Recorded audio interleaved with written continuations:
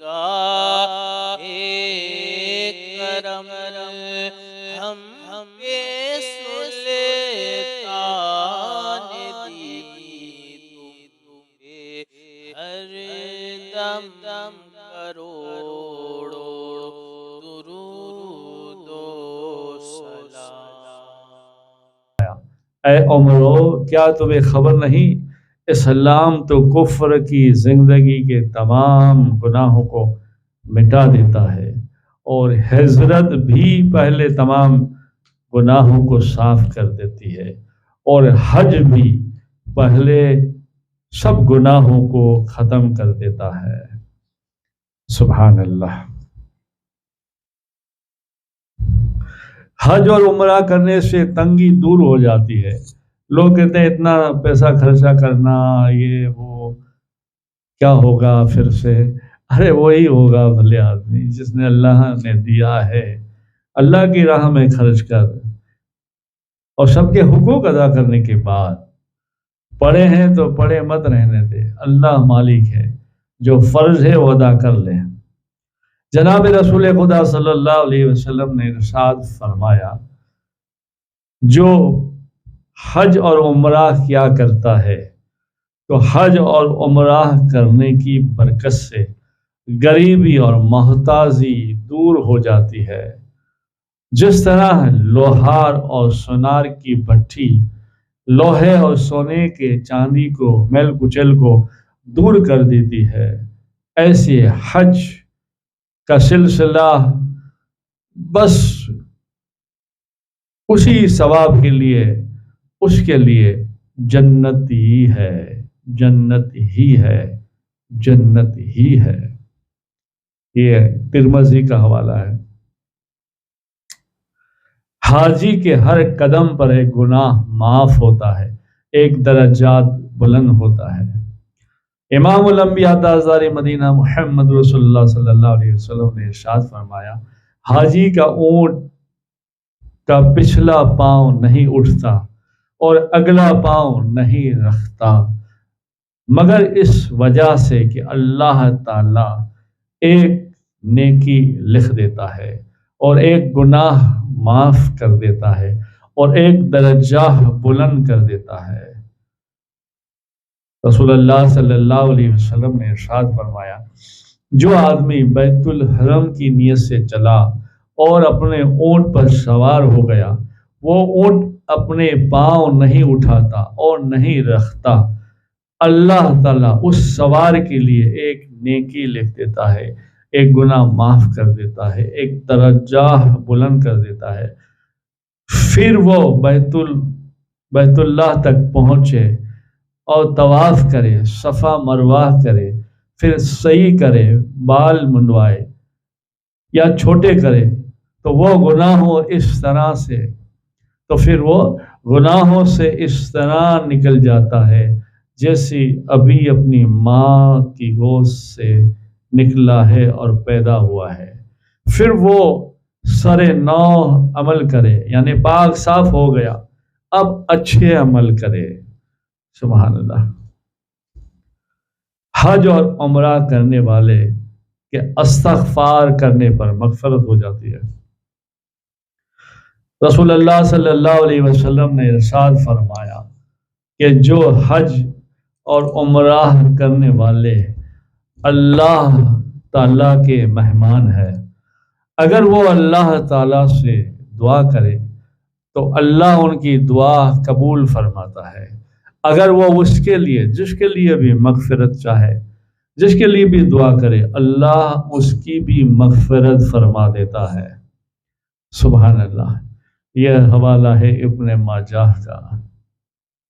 حاجی جس کے لیے مغفرت کی دعا کرے، اللہ اس کی مغفرت قبول کر لیتا ہے۔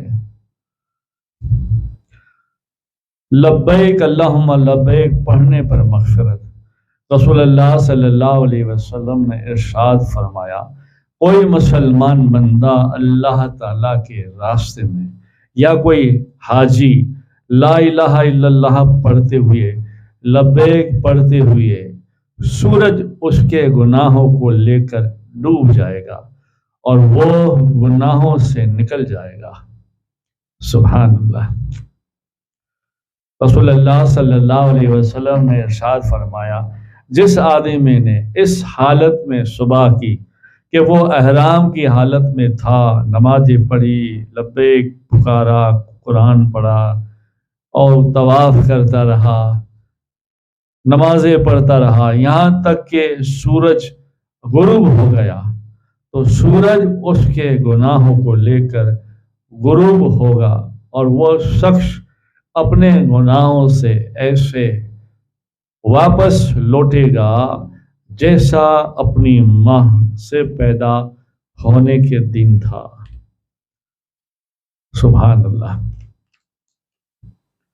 امام الانبیاء تاجدار مدینہ محمد رسول اللہ صلی اللہ علیہ وسلم نے ارشاد فرمایا، جب تم اپنے گھر سے بیت اللہ کے ارادے سے نکلو تو تمہاری اٹھنی جو بھی اپنا پاؤں رکھتی ہے اور اٹھاتی ہے تو اللہ تعالی ایک نیکی لکھ دیتا ہے اور ایک گناہ معاف کر دیتا ہے،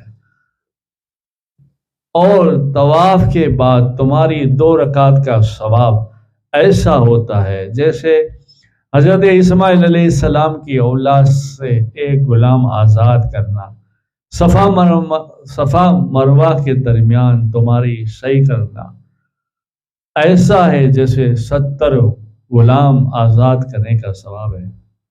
عرفات کی رات تمہارا وقوف تو خاص اللہ تعالیٰ اس رات، آسمان کی رات تمہارا وقوف تو خاص تجلی اور رحمت کے ساتھ متوجہ ہوتا ہے، پھر تمہاری وجہ سے فرشتوں پر فخر کرتا ہے اور ارشاد فرماتا ہے کہ دیکھو میرے بندے کو، میرے پاس آئے ہیں بکھرے ہوئے بال لے کر، دور دراز کا سفر کر کے، بال بچوں کو چھوڑ کر، کام کاج کو چھوڑ کر میری جنت کی امید رکھتے ہوئے، پھر بندوں سے ارشاد ہوتا ہے، اے میرے بندو، اگر تمہارے گناہ ریت کے ذرہ کے برابر، ریت کے تعداد کے برابر ہو تو میں معاف کر دوں، بارش کے قطروں کے برابر ہو، یعنی بارش کے قطروں کے عدد کے برابر ہو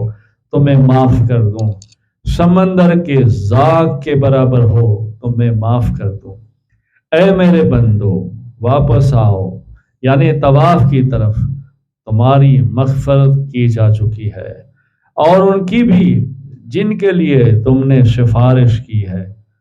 سبحان اللہ۔ بہرحال پتھروں یعنی شیطان کو کنکریاں مارنا، ہر کنکری کے بدلے میں جو تم نے ماری ایک کبیرہ گناہ معاف ہوتا ہے، کبیرہ بھی وہ جو ہلاک کر دے، ہلاک کرنے والے ہو، جہنم لے جانے والے ہو، وہ گناہ معاف ہو جاتے ہیں۔ پھر تم سر کو منڈواؤ، ہر بال کے بدلے میں جس کو تم نے منڈا ہے ایک نیکی لکھ دی جاتی ہے، ایک خطا معاف کر دی جاتی ہے۔ ان کے سبب پھر بیت اللہ کا طواف کرنا، بلا شبہ اس حال میں طواف کر رہا ہو کہ تم پر کسی کا کوئی گناہ نہیں، پھر ایک فرشتہ آتا ہے، اپنے دونوں ہاتھ تمہارے کندھوں کے درمیان میں رکھتا ہے اور کہتا ہے مستقبل کے لیے از سر نو اچھے کام کر، تمہارے اگلے پچھلے گناہوں کی معافی ہو گئی، اللہ تعالی تمہاری مغفرت فرما چکا ہے۔ سبحان اللہ۔